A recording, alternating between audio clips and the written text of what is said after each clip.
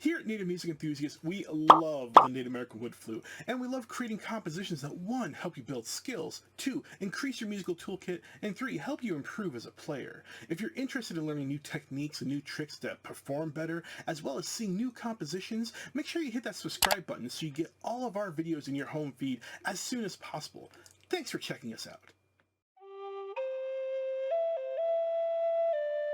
Hi, I'm Enoch Chapman, and this is my Etude number 19 for the Native American wood flute, focusing on the lower hand, entitled Have a Little Faith as we come sail away to the bridge across forever in a cannon. If you want to stick around at the end of the performance, I'll talk about some teaching instructions that might make this piece a little bit better, but for now, please enjoy this work.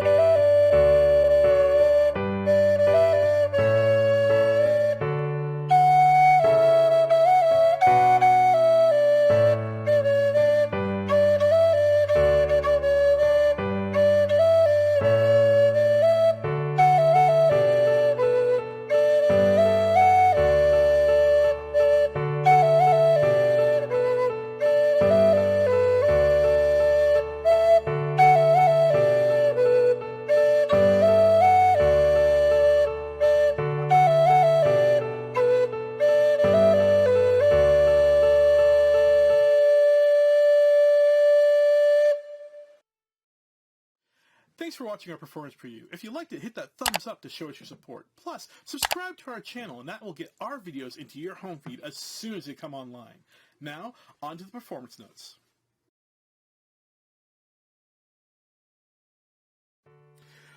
Okay, so for the performer, Etude number 19 is a culmination of everything that you learned in the previous 18 etudes. It's got your half notes, and your quarter notes, and your eighth notes, and your 16th notes. It's got your repeats, so your first time only and your second time only repeats ideas. It's got a lot of different rhythms put together, and it's kind of very compartmentalized. It's got these little sections inside of it. More importantly, this song, Etude number 19, is twice as long as any of the other etudes you play beforehand.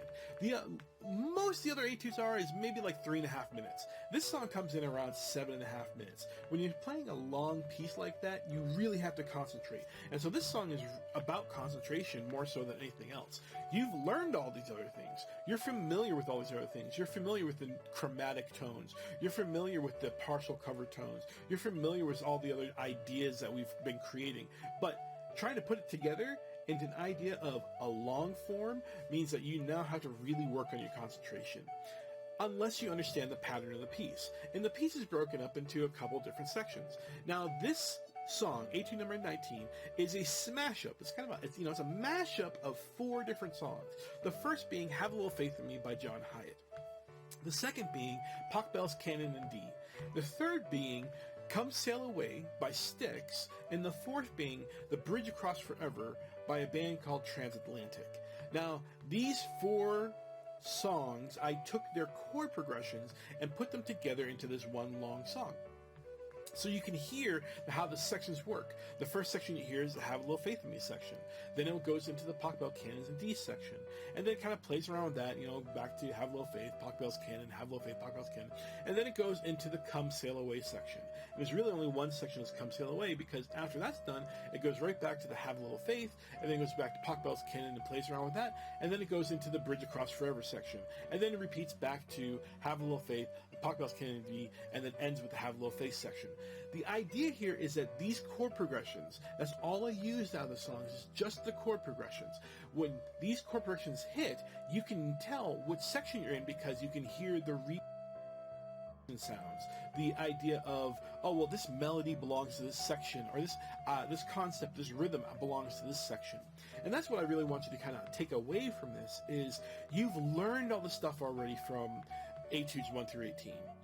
Now it's time to put them all together, but also learn that songs are formed up by sections, and having these sections understood makes it a lot easier to perform them, especially when you're dealing with long forms. Okay, so for the teachers, this Etude number 19 is a summation of everything that you have taught through Etudes 1 through 18. It is really the culmination of all these ideas. And especially for teachers, as you're teaching this etude, as you're trying to get them to perform all the concepts that they learned beforehand, it's really important to have them go section by section and have them understand, okay, within this context, in this kind of like A section or B section or C section context, this is how this melody is going to play out. This song is long. It's a lot longer than the other etudes. The longest the other etudes have probably been about like 3.5 minutes. This song runs into about like the 7.5 minute territory, which means for your students, they really have to learn how to concentrate. They really have to learn how to focus their attentions. And that's not easy to do. It's not easy to do as adults. It's not easy to do as teachers. It's not easy to do as students. So we have to try to teach them skills and techniques to help them learn and keep their concentration focused. One of the easiest ways to do that is to have them understand that this section or this context has this type of idea to it. And allow them to learn the idea of sectioning and allow them to learn the idea of creating a large piece out of very, very small chunks. And that's going to help them with both understanding how the song works, but also memorization and how to move forward in other different songs and other things that are a little bit more difficult or a little bit more tricky.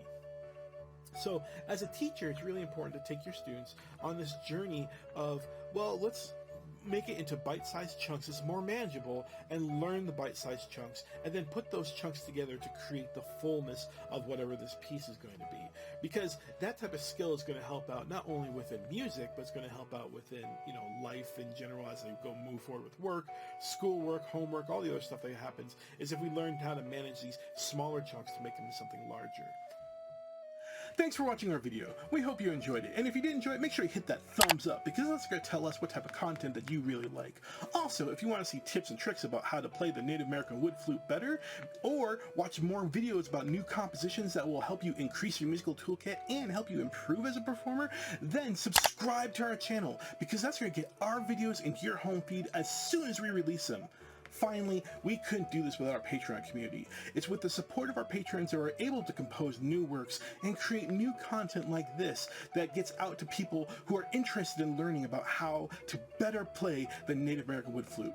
We love the Native American wood flute, and we love being able to create new compositions to help people improve and get better. And it's because of people in our Patreon community that we're able to do that. If you want to learn more about our stuff on Patreon, visit patreon.com/native music enthusiasts to see what we're doing and see what we're trying to give back to people who want to help support us. Thank you again so much for watching this video, and we hope you learned something.